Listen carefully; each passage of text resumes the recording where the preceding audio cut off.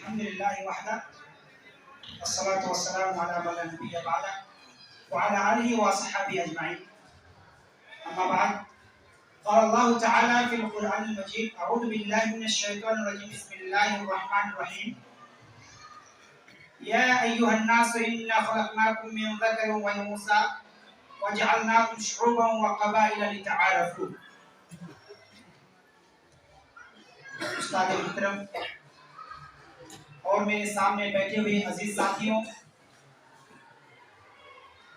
जैसा कि आज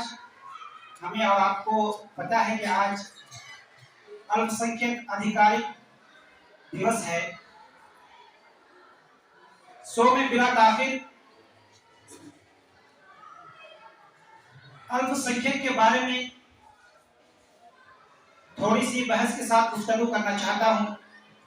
अल्लाह से दुआ है कि अल्लाह ताला हमें और आपको सुनने और उसको समझने की तौफीक दे, आमीन।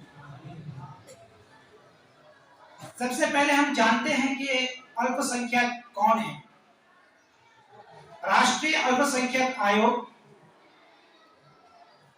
1992 की धारा 2C के तहत 6 समुदायों को भारत सरकार द्वारा अल्पसंख्यक अधिसूचित किया गया है। मुस्लिम, सिख, ईसाई, पारसी,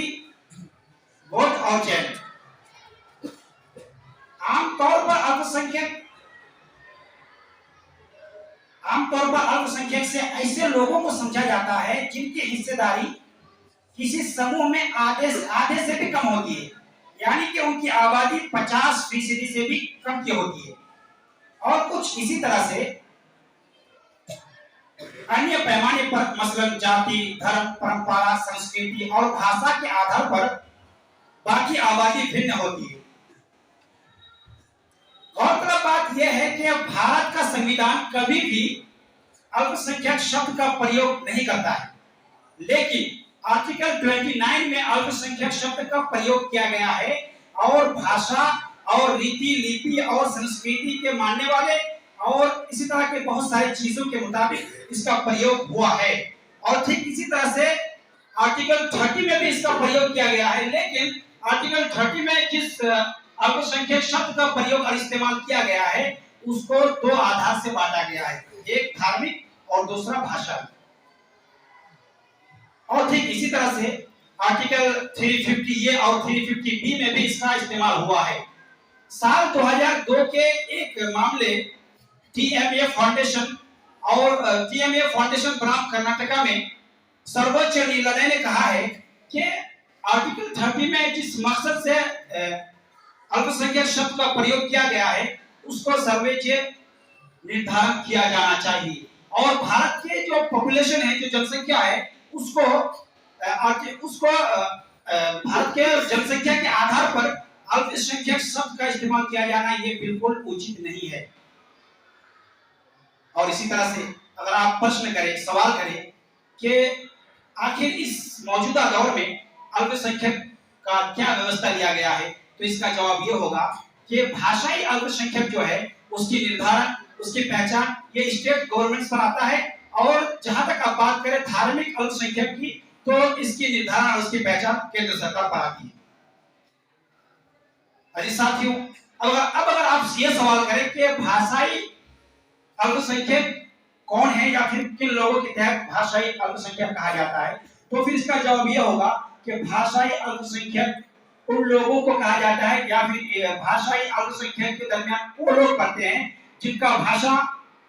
राज्यों या फिर राज्यों के अधिकांश हिस्से से अलग होता है और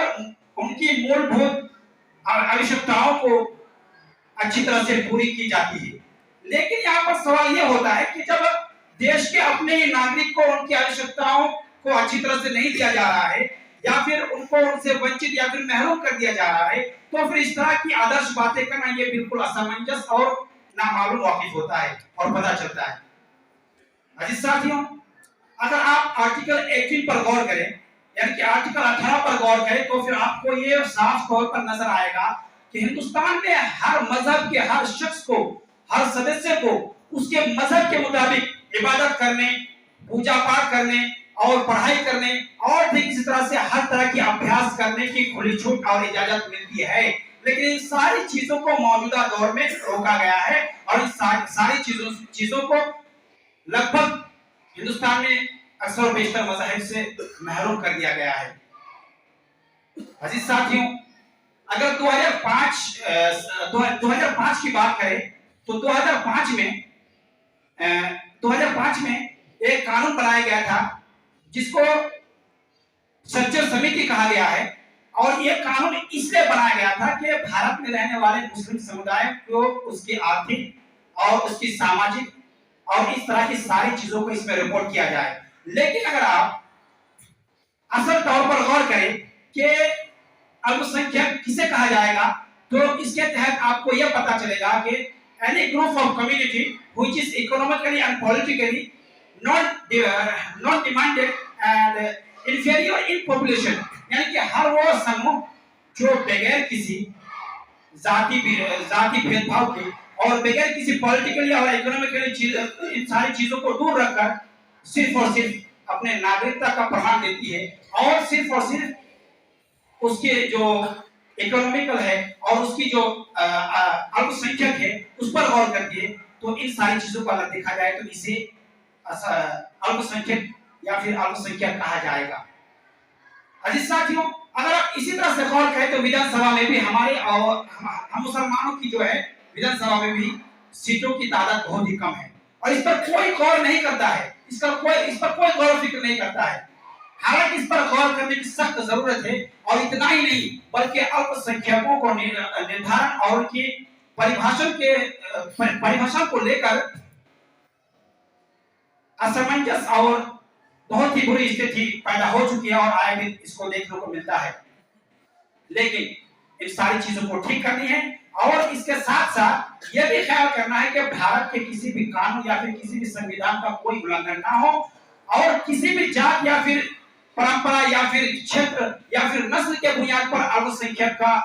किसी को अल्पसंख्यक ना बनाया जाए, बल्कि इन सारी चीजों को एक ताबनाक और